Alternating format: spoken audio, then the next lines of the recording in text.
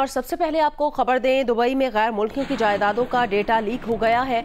तकरीबन 400 अरब डॉलर्स की जायदादों का इंकिशाफ हुआ है। प्रॉपर्टी लीक्स में दुनिया की कई सियासी शख्सियात, हुकूमती एहलकारों और रिटायर्ड सरकारी अफसरान के नाम शामिल हैं। इस फहरिस्त में पाकिस्तानियों की 11 अरब डॉलर्स की जायदादें भी शामिल हैं। प्रॉपर्टी लीक्स में सदर आसिफ अली जरदारी के 3 बच्चों के नाम शामिल हैं। नवाज शरीफ के बेटे हुसैन नवाज, दूसरी जानिब फरज शहजादी और फरा गोगी, PTI रहनुमा शेर अफजल मरवत, साबिक सदर परवेज मुशर्रफ और साबिक वजीर आजम शौकत अजीज सिद्दीकी का नाम भी फहरिस्त में शामिल है। वजीर दाखिला मोहसिन नकवी की अहलिया, सूबाई वजीर शर्जील इनाम मेमन और उनके family members, senator Faisal Vawda का नाम भी जायदाद के मालिकों के नाम में शामिल है। 1 दर्जन से जायद रिटायर्ड सरकारी अफसरान, 1 पुलिस चीफ, 1 सफीर और 1 साइंसदान का नाम भी प्रॉपर्टी लीक्स में शामिल है।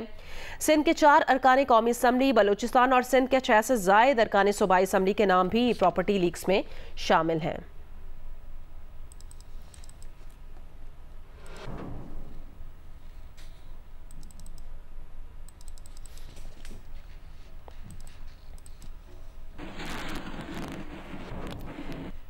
जियो न्यूज़ इस बात की वजाहत ज़रूरी समझता है कि पाकिस्तान से बाहर किसी फ़र्द का किसी जायदाद का मालिक होना अस खुद कोई गैर कानूनी सरगर्मी नहीं है। बहुत से लोगों के पास बैरून मुल्क जायदादें होती हैं क्योंकि या तो उन्होंने बैरून मुल्क काम किया होता है या उन असासों को ख़रीदने के लिए अपनी टैक्स शुदा आमदन का इस्तेमाल किया होता है। ये उनके मुतालिका मुल्कों में टैक्स हुकाम के लिए है कि वो मामले की कानूनी हैसियत का फ़ैसला करें।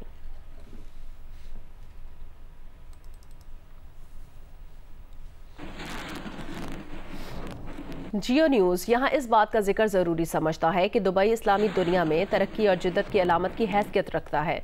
यहाँ के मुतहरिक कारोबारी मराकज़ और बिजनेस दोस्त माहौल न सिर्फ लाखों पेशावर और कारोबारी अफराद को अपनी तरफ मुतवज्जे करता है बल्कि सरमायाकारी की हौसला अफजाई भी करता है। ताहम किसी भी बड़े आलमी शहर की तरह दुबई के भी अपने चैलेंजेस हैं। हर कम्यूनिटी के कुछ लोग ज़ाती फ़ायदे के लिए कवानीन का गलत इस्तेमाल करके निज़ाम का इस्तेहसाल करने की कोशिश करते हैं। उनके ये इक़दामात शहर की मजमूई अजमत या अक़दार या इसकी हुक्मरानी की अक्कासी नहीं करते।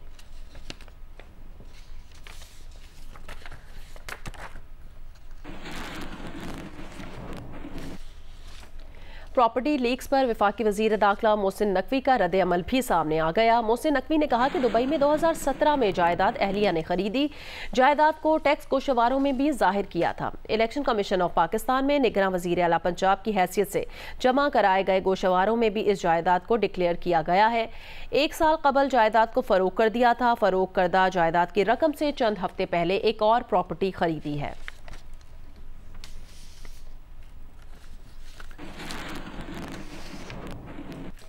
Chairman people's party Bilawal Bhutto Zardari के तर्जुमान ने कहा कि प्रॉपर्टी लीक्स पर रद्द अमल में ये भी कहा कि बिलावल भुट्टो जरदारी और बीबी आसफा के तमाम मुल्की और गैर मुल्की असासे इलेक्शन कमीशन और FBR में डिक्लेयर्ड हैं।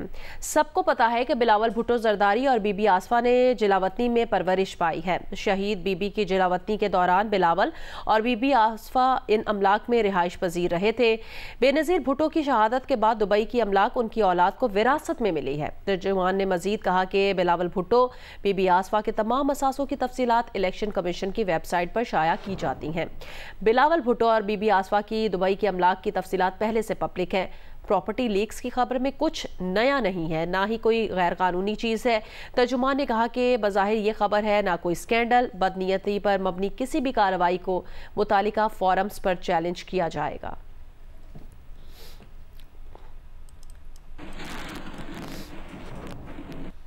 प्रॉपर्टी लीक्स पर शेर अफजल मरवत ने रद्द अमल में कहा वो दुबई में अपार्टमेंट के मालिक हैं। दुबई में प्रॉपर्टी FBR इलेक्शन कमीशन में 6 साल से डिक्लेयर्ड है।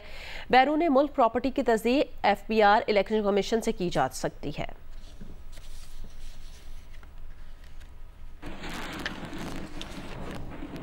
पीपल्स पार्टी के रहनुमा और सिंध के सीनियर वजीर शर्जील इनाम मेमन ने प्रॉपर्टी लीक्स पर रद्द अमल में कहा उनके असासाजात पहले से ही डिक्लेयर्ड और अवाम के इल्म में है। इलेक्शन कमीशन और टैक्स हुकाम के पास जमा मालूमात को सनसनीखेज बनाकर पेश किया जा रहा है।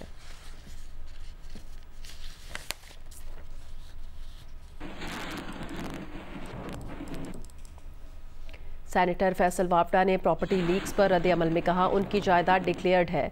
जब अच्छी प्रॉपर्टी और गाड़ी का जिक्र आएगा तो उनका नाम सबसे ऊपर होगा। एक पेंडोरा बॉक्स खोला गया, उम्मीद है शवाहिद भी रखे जाएंगे।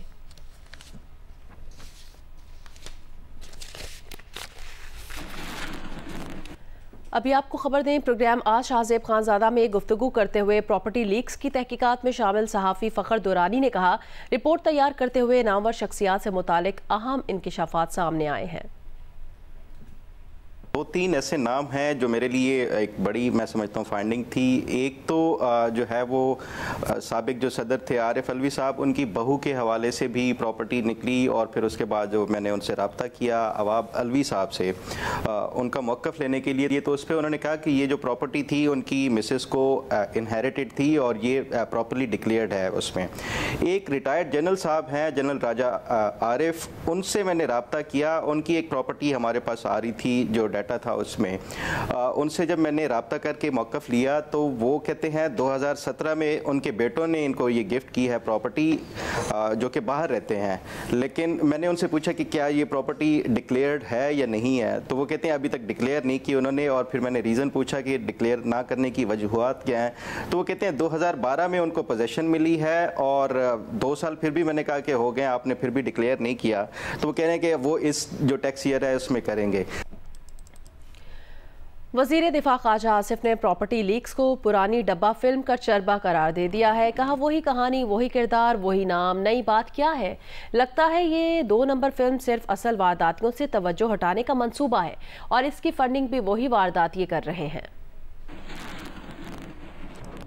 का नाम पहले भी आया, शौकत अजीज साहब का भी नाम पहले आया, वाबदा साहब का भी नाम पहले आया, हुसैन नवाज का भी नाम पहले आया, फरा गोगी का भी नाम पहले आया। आपने क्या इंकशाफ किया? री रन है उसी पुरानी फिल्म का, और वो भी डब्बा फिल्म थी। उसमें क्या हुआ था, क्या रिजल्ट निकला था पनामा का, मुझे बताएं। एक बंदे को कन्विक्शन हुई हो, वो मुझे बताएं। वही एक्टर्स, वही कैरेक्टर, वही कहानी, इसमें क्या इंकशाफ है? मुल्क में जो इस वक्त हालात है ना, ये जो एहतसाब का या लोगों का हिसाब किताब हो रहा है, उससे तवज्जो हटाने के लिए ये सारी चीज हो रही है। टोटल 1000 से ऊपर मेंबर्स हैं पार्लियामेंट के और सूबाई असेंबली के, उसमें 6 या 7 आप बता रहे हैं, ये 10 बता रहे हैं। आप किसी सिटिंग एमएनए या एमपी का बताएं कि उसने छुपाई हुई है, या सिटिंग जर्नल या एयर मार्शल का जिसने छुपाई हुई है, वो सारे कहते हैं हमने डिक्लेयर की हुई है। मोहसिन नकवी का आपने नाम लिया, उसकी डिक्लेयर्ड है उसकी बेगम। एक बंदे ने डिक्लेयर की हुई है, अपने रिटर्न्स में डिक्लेयर की हुई है, चाहे वो सियासतदान है